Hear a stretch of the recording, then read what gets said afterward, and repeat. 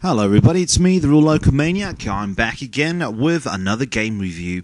Now as you can see, today I'll be playing A Castle of Illusions on the Sega Megadrive, aka the Sega Genesis. Now this happens to be one of my favourite games of all time, and it's definitely in my top 10 Sega Megadrive games ever. And basically guys, it's an amazing looking game and it plays as good as it looks. So there's a little storyline. Basically there's Mickey and Minnie sort of dancing around, they're so happy, madly in love. But you know, in these sort of games, you know what's going to happen. Yep, the evil witch Miserable is going to kidnap Minnie Mouse and take her away. And yep, you guessed it, it's up to Mickey himself to go and rescue her, because that's what he does. Now, the first time I saw this game, guys, I saw it in I think it was on CVG. I saw some screenshots of it, and I tell you what, I was completely blown away about how good the game actually looked. So I saved up all my pennies, and then a few months later, when the game finally did come out, I bought it. And I tell you what, I wasn't let down. I was completely blown away by how good this game actually was. So, Castle of Illusions. Now, this game also did come out on the Sega Master System. Now, although the game plays completely different, well, I wouldn't say it plays different. It's basically the level layouts are different, basically. The whole game plays exactly the same thing. And it's still a great game, and I'd say it's equally as good as that given the machine's limitations. Both games look really beautiful. But yeah, going back to this game just looks like it looks like a real life Disney cartoon, and I'm just as impressed as I was now as I was back then. I mean, back when this game came out, I hadn't seen anything look this nice, and this was before Sonic the Hedgehog. And to be honest with you guys, I actually probably prefer this more than Sonic the Hedgehog. So here we go. This is the first level, and look at that. Mickey himself is beautifully animated there.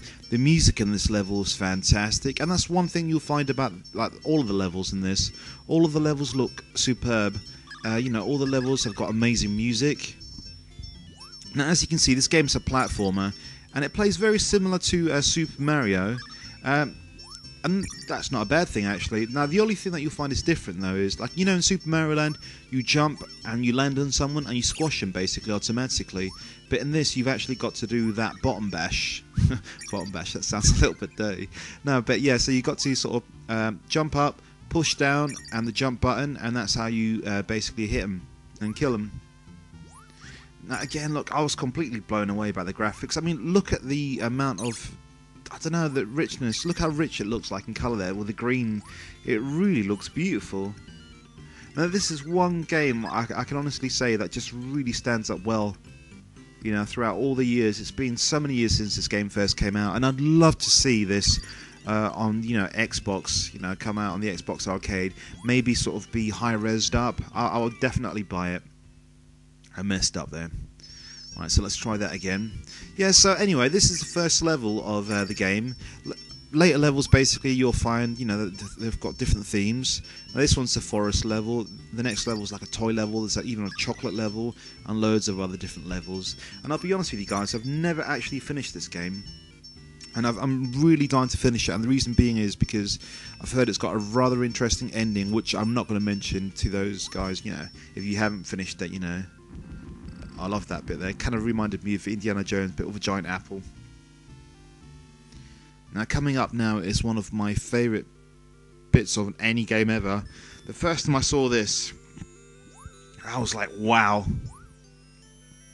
I mean, just look at all the colour this game actually uses. It's absolutely superb. Now, I know Mickey Mouse, a different game, it came out on the Super Nintendo, which I think was made by Capcom. And although that game did look nice, I don't think it looked and played as good as this game at all, to be honest with you guys.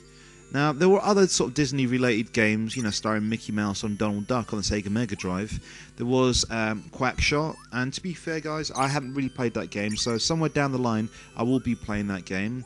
There was the equally fantastic World of Illusion that had Mickey Mouse and Donald Duck, and that was, again, a fantastic game. It was two-player games. Now, although the gameplay wasn't as good as this, it was still a great game. And then, last but not least, there was the really abysmal Fantasia, a game that looked good but really didn't play well. Now, I've got a feeling I played that game as a WTF on my last channel, I might do that video of that again, because I intend to do loads more WTF videos as well. But again, look how beautiful this is, you know. That I hadn't seen anything like this, you know, at the time on my Sega Megadrive. It's still one of my favourite games because it plays like a dream, basically. Don't know what that actually does. Just gives me points by the looks of it. Yeah, so guys, if you haven't ever played this game, you know, give it a go because it is superb. And if you can find it on eBay, definitely pick it up because it's definitely worth it. It's one of the best Mega Drive games ever. Right, so this is the first boss. All the different bosses, you know, I've got the same sort of theme of what the level's all about. So because this is the forest, you know, he's like a log. There we go. And a good thing I like about these sort of bosses are, you know, they're not too difficult. Basically, once you learn the enemy pattern, you can simply defeat him. But saying that though, I've never actually managed to finish the game. I'm normally pretty good for the first couple of levels, and then after that I sort of mess up.